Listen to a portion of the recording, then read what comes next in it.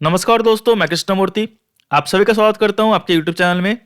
यहाँ पे एक क्वेरी है आपका, सर मैं म्यूचुअल फंड डिस्ट्रीब्यूटर हूँ या फिर मैं जो है ऑथराइज पार्टनर हूँ, क्या मेरा एक्सपीरियंस जो है काउंट होगा सेबी रिसर्च एनालिस्ट और इन्वेस्टमेंट एडवाइज़र लाइसेंस के लिए। मैं फिर से बता दूँ इन शॉर्ट में, जिनको जानना है तो ये दोनों एक्सपीरियंस जो है आपको काउंट नहीं होगा, जबकि आपका जो सेबी का रूल्स एंड रेगुलेशन से एक्सपीरियंस है उसमें आपको लिखा हुआ है कि सिर्फ आपको फाइनेंशियल सर्विसेज का जो है एक्सपीरियंस होना चाहिए।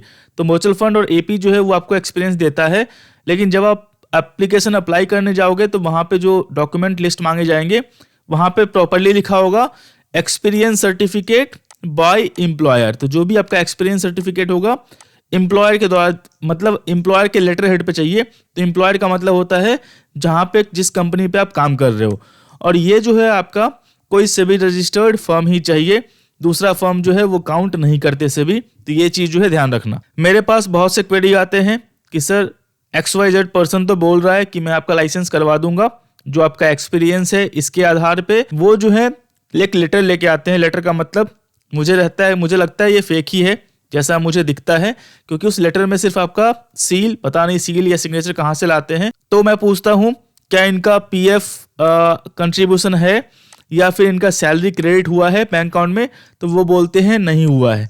तो ऐसे केस में अगर आप अप्लाई करोगे और सेबी के द्वारा पकड़े गए, जाहिर सी बात है सेबी अगर इंटरनल वेरिफिकेशन कर दी और आपसे जो है डिटेल्स मांग लिया तो आपको जो है प्रॉब्लम हो जाएगी। तो वो प्रॉब्लम अभी नहीं रहने वाली, फ्यूचर में भी रहने वाली है, क्योंकि अगर मान लो कुछ आपके पैन कार्ड पे कुछ ऐसे जो चीज़ें हैं वो रिपोर्ट हो गई तो फिर आप जितनी बार अप्लाई करने जाओगे वो केसेज आपके साथ रहने वाले हैं। मेरे पास कम से कम बहुत सारे केस आए हैं, मैं सीधा मना करता हूँ, क्योंकि चीज़ें पता है मैं तो अप्लाई कर दूँ, मुझे दिक्कत नहीं है, लेकिन मान लो कुछ दिक्कत होता है उनको तो फिर कंसर्न रहेगा। जो बोल रहे हैं अगर वो संभाल सकते हैं तो उनको आप कांटेक्ट कर सकते हैं, मैं सिंपल बोलता हूँ, क्योंकि ये सब जो है फ्रॉडलेंट एक्टिविटी में है। तो ये चीज़ जो है थोड़ा ध्यान रखना। तो मतलब आपको लगता है कि मैं सेबी से जो है थोड़ा 2 कदम आगे हूँ, लेकिन आप 2 कदम आगे नहीं हो। यहाँ पे मैं दिखाने वाला हूँ, चीज़ें आप समझ जाओगे, सिंपल सी बात है। यहाँ पे देखो, आपको चीज़ें जो है बता दूँ मैं आपको यहाँ पे क्या हुआ था, जो स्टोरी है और चीज़ें जो है उसके हिसाब से समझ जाओगे। तो जो भी है आपका म्यूचुअल फंड डिस्ट्रीब्यूटरशिप और ये जो आपका ऑथराइज पार्टनर है वो काउंट नहीं होगा, वो ध्यान रखना। प्रॉपर एक्सपीरियंस चाहिए और जो भी क्वालिफिकेशन क्राइटेरिया है वो चाहिए। अगर आपको डिटेल में पर्सनल क्वेरी पूछना है तो अपॉइंटमेंट आप बुक कर सकते हो, फीस पे करके जो है आप व्हाट्सएप पे टेक्स्ट कर दो। देखो यहाँ पे क्या बोला गया है, the DA has observe that the noticee has obtain registration from SEBI as an IA। इन्होंने जो है IA का रजिस्ट्रेशन लिया हुआ था, सबमिटेड इनकरेक्ट इन्फॉर्मेशन, मतलब इन्होंने जो है इनकरेक्ट इन्फॉर्मेशन सबमिट करके जो है IA का लाइसेंस लिया हुआ था। मैं यहाँ पे नाम इसलिए नहीं दिखा रहा हूँ क्योंकि जो है वीडियो अपलोड करने के बाद बोलते हैं सर नाम जो है मेरा आप हाइड कर दो या फिर वीडियो टेक डाउन कर दो। तो यहाँ पे नाम जो है हाइड है कि मतलब दिक्कत उनको भी नहीं होगी और वीडियो बना रहेगा, आपको जो है नॉलेज मिल जाएगा। मैं कोशिश कर रहा हूँ जो भी सेबी के ऑर्डर्स हैं, मतलब मैंने लिस्ट बनाए हुए हैं, ऑलमोस्ट यहाँ पे 72 है। तो इसमें जितने भी कंप्लाइंसेस के इशू होंगे उसका मैं वीडियो बना के डाल दूंगा कि आपको भी सीखने को मिले, और फ्यूचर में जो है अगर आप लाइसेंस लेते हो तो वो जो कंप्लाइंस है आप प्रॉपर्ली फॉलो करना। होता क्या है, अगर आपने रिटर्न प्रॉमिस नहीं किया है, क्लाइंट की टेक केयर अच्छे से करते हो तो सेबी छोटी छोटी चीज़ों के लिए जो है आपको परेशान नहीं करेगी।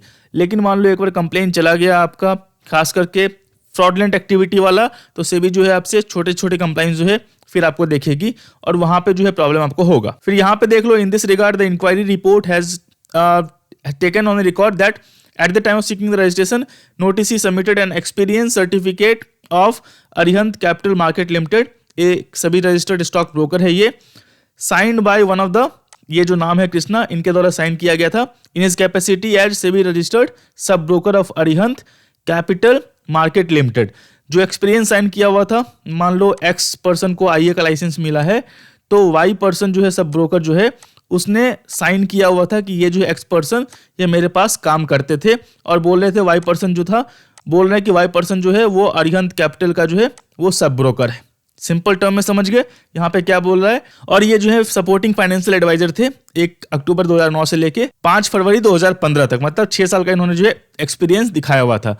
इन्हीं सब चीज़ों की वजह से जो है सेबी ने जो है ऑथराइज पर्सन का और एमफी जो म्यूचुअल फंड डिस्ट्रीब्यूटर है, एमएफडी है, उसका एक्सपीरियंस लेना बंद कर दिया कि कौन सा फॉर्जरी है, कौन सा क्या है। और नील भी, मतलब सिर्फ आपके पास सर्टिफिकेट है, आप कुछ बिजनेस नहीं किए हो तो भी आप बोल रहे हो मेरे पास एक्सपीरियंस काउंट हो रहा है, तो इन सबको देखते हुए जो है सेबी ने लेना बंद कर दिया है। तो मतलब जिनके पास एपी है, एमएफडी है, तो मतलब मान के चलें कि ये जो है एक्सेप्ट आपका नहीं होगा। कोई बोल रहा है तो उनसे आप जो है एक बार एप्लीकेशन अप्लाई करवा सकते हो, लेकिन मुझे जहाँ तक पता है ये दोनों जो है काउंट नहीं होता है। टू डिटरमाइन वेरासिटी का मतलब होता है कि मतलब accuracy of the said experience certificate, जो उन्होंने एक्सपीरियंस सर्टिफिकेट सबमिट किया था। Confirmation was sought from Arihant capital market Limited. ध्यान रखना, अगर सेबी को कुछ पूछना होता है कंप्लेन के बाद तो डायरेक्टली वो आपसे नहीं पूछेगी। अगर आप फॉर्जरी करके देते हो तो सीधा जो है, मान लो बैंक स्टेटमेंट मांग रही है आपसे और आपने बैंक स्टेटमेंट में फॉर्जरी किया है, तो सेबी जो डायरेक्टली आपके स्टेटमेंट को बैंक को सेंड कर देगी और बोलेगी वेरीफाई करो कि ये बैंक स्टेटमेंट जो है आपका करेक्ट है या नहीं करेक्ट है। तो जाहिर सी बात है, फॉर्जरी किए रहोगे तो आप पकड़े जाओगे। तो सीधा जो है, जो एक्सपीरियंस सर्टिफिकेट इन्होंने सबमिट किया था वो सीधा जो है अरिहंत कैपिटल को सेंड कर दिया सेबी ने। इसके बाद जो है अरिहंत कैपिटल क्या बोली कि अरिहंत यहाँ पे authenticity of the experience certificate submitted by SEBI by mister जो भी कुमार है in response of compliance officer of Arihant capital market Limited. जो अरिहंत कैपिटल मार्केट का जो कंप्लाइंस था, उन्होंने क्या बोला कि जो कुमार है was not working with Arihant capital market Limited as mentioned in the experience certificate. जो फेक एक्सपीरियंस सर्टिफिकेट बनवाते हैं उनके लिए जो है ये आपका जो सेबी का ऑर्डर है वो जो है समझने लायक है, देखने लायक है। क्या होगा, पकड़े जाओगे तो क्या होगा, जो आपका एक्सपीरियंस सर्टिफिकेट है वो सेबी आपके सीधा का जहां से आपने लिया है उसको सेंड कर देगी और उसके कंप्लाइंस ऑफिसर जो है सीधा बोलेंगे, क्योंकि उनका जो है रिकॉर्ड, आपका रिकॉर्ड उनके डाटाबेस में नहीं होगा, सैलरी क्रेडिट नहीं होती होगी, तो वो सीधा बोलेंगे नहीं। अगर नहीं तो आप फॉर्जरी में जो है सीधे पकड़े जाओगे। इसी वजह से जो है मैं चीज़ें जो है पहले ही एक्सप्लेन कर देता हूं क्या है नहीं है। The certificate issued by sub broker has never been authorised by Arihant Market Capital Limited. तो यहाँ पे जो रजिस्टर्ड हुए थे सेबी से 2010 में हुए थे सब ब्रोकर, और 2014 में जो है सब ब्रोकरशिप जो है सेबी ने कैंसिल कर दिया था। Further the inquiry report has noted that the experience letter submitted by Kumar that the this is to certified, ये जो है with Arihant capital market limited under Krishna sub broker as a supporting financial adviser from एक ना से इतना 6 साल का जो एक्सपीरियंस था इनका। DA has observe that mister Kumar did not submit true and accurate fact. यहाँ पे जो है, जो इन्होंने ट्रू और एक्यूरेट फैक्ट जो है सबमिट नहीं किया of his experience to SEBI at the time of seeking registration as an IA and he was not appropriately qualified for seek the registration. जो आपने रजिस्ट्रेशन सबमिट किया था वो फेक था और आपको ये पता था, इसीलिए आप एलिजिबल नहीं थे, फिर भी जो है आपने फेक एक्सपीरियंस दिखा के जो है एलिजिबिलिटी क्राइटेरिया बनाई। Further the inquiry report has noted that while the experience letter mentioned that mister Kumar was working under the sub broker from October 1, 2009 to February 2015, फिर भी जो है जो कुमार जिनको लाइसेंस मिला है उन्होंने बोला कि वो जो है सब ब्रोकर के अंडर जो है काम कर रहे थे 1 अक्टूबर से लेके 2015 फरवरी, मतलब 5 फरवरी 2015 तक। The operation of the sub broker has been inactive after March 31 March 2012, मतलब in view of nil turnover as reported by broker. Simple सी बात है, जो ब्रोकर का टर्नओवर था, मतलब जो बिजनेस था वो नील था 31 मार्च 2012 के बाद, मतलब उन्होंने कोई बिजनेस नहीं किया था। तो सिंपल सी बात है, इस सब को देखते हुए ही जो सेबी जो है एपी का और एमएफडी का जो है चीजें नहीं लेती है। अगर आप प्रॉपरली काम करके आए हुए हो एम्प्लॉयर से, मतलब कंपनी के अंदर, तो सेबी जो है आसानी से उसको वेरीफाई कर लेती है। उस जो सर्टिफिकेट आपका कंपनी को सेंड कर देगी और बोलेगी वेरीफाई करो उसको। इसके बाद यहाँ पे देखो, observe that in the absence of any active client and no transaction being executed through the sub broker after March 31, 2012 the notice has no occasion to gain any experience under sub brokership. तो जाहिर सी बात है, जिनके पास सिर्फ MFD का licence है, mutual fund distributor का या फिर ऑथराइज पार्टनर का है, और उन्होंने कोई बिजनेस नहीं किया है, तो वो एक्सपेक्ट मत करें कि ये जो एक्सपीरियंस आपका है वो काउंट होगा। वैसे भी सेबी एपी और एमएफडी को जो काउंट नहीं करती है, अगर आपने बिजनेस भी नहीं किया है और दिखा रहे हो तो बाद में प्रॉब्लम हो सकती है।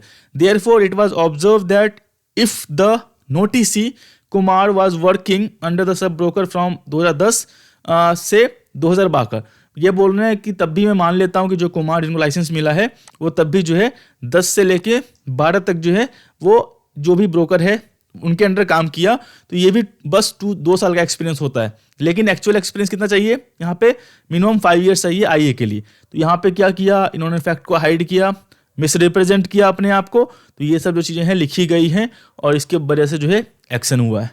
तो सिंपल सी बात है, जो आते हैं मेरे से पूछने के लिए सर आप अप्लाई कर दो, तो मैं पहले ही उनको वार्न कर देता हूँ। उसके बाद वो समझते हैं कि इनको पता है चीज़ें, मुझे पता है चीज़ें, तो वो जो है फिर कांटेक्ट नहीं करते। तो सिंपल सी बात है, इस सब चीज़ों का ध्यान रखें, फॉर्जरी मत करें, थोड़ा टाइम लें। सेबी जो है लाइसेंस इशू कर रही है तो कोई दिक्कत आपको है नहीं फिलहाल।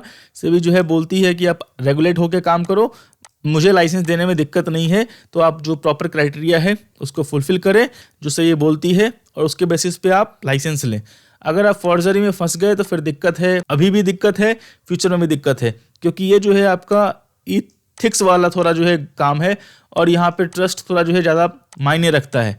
तो अगर आपका मतलब इथिक्स ही खराब है, आप फॉर्जरी एक्ट में फंसे हुए हो या फॉर्जरी कर रहे हो, तो आप क्लाइंट को क्या आप सर्विस दोगे वो सेबी जानती है और आप भी जानते हो। तो चीज़ें ऐसी करो कि मतलब सब कुछ क्लियर रहे, कोई दिक्कत नहीं है। थोड़ा टाइम लगेगा, आप एलिजिबल हो जाओ और फिर अप्लाई करो, फिर दिक्कत आपको नहीं होने वाली। सेबी जो है लीनियंट हो गई है लाइसेंस देने में, ज़्यादा जो है दिक्कत आपको नहीं करेगी अभी, क्योंकि सेबी खुद बोलती है कि जो फिर इन्फ्लुएंसर हैं वो रेगुलेट होकर काम करें, तो सेबी जो है आपको लाइसेंस देने में दिक्कत नहीं करेगी। और सेबी जो है हायरिंग फिलहाल अभी कर रही है, जो भी उनके लीगल डिपार्टमेंट्स हैं उनको पता है लाइसेंस इशू होगा तो मतलब चीज़ें बढ़ेंगी, तो उनके लिए सेबी तैयार है। तो आप जो है जो क्राइटेरिया है आपका वो फुलफिल करें, कंप्लाइंस अच्छे से तैयार रखें, फॉर्जरी एक्ट जो है वो बिल्कुल ना करें, तो चीज़ें आपको फ़ायदे में रहेंगी। ये होता क्या है, जब आप फ्रॉड करते हो किसी क्लाइंट के साथ, या क्लाइंट जो है वो अड़ जाता है सेबी के साथ, जाहिर सी बात है सेबी को बोलता है एक्शन लेने के लिए, तो सेबी को लेना पड़ेगा। अगर नहीं लेगी तो वो जो क्लाइंट है वो जा सकता है कोर्ट, और कोर्ट जो है फिर सेबी को जो है फिर जो है फटकार लगा सकती है कि आपने एक्शन क्यों नहीं लिया, पेनल्टी क्यों नहीं लगाया। मतलब कोर्ट जो है सेबी को पेनल्टी लगा सकती है। तो सिंपल सी बात है, कस्टमर सुप्रीम है, क्लाइंट सुप्रीम है, फॉर्जरी मत करें, जो चीज़ें हैं वही चीज़ बताएं, तो फिर आपको दिक्कत नहीं होने वाली। एक बार आपका केस खुलेगा तो फिर छोटी छोटी चीज़ें, जो स्मॉल चीज़ें हैं आपकी कंप्लाइंसेस वाली, सारी देखी जाएंगी।